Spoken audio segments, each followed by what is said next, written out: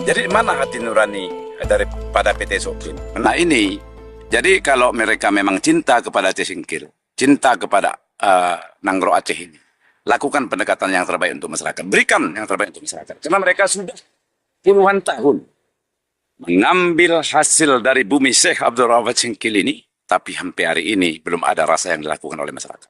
Kalau menurut saya, Pak Ramli ini harus punya hati nurani lah.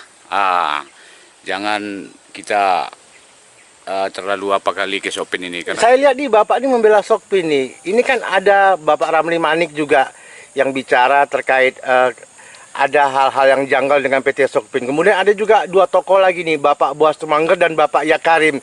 Apakah Bapak juga menentang mereka berdua, Pak Yakarim sama Pak Boas? kalau Pak Yakarim sama Pak Boas itu urusan mereka lah itu. Itu kita hargai apa perjuangan mereka. Tapi ya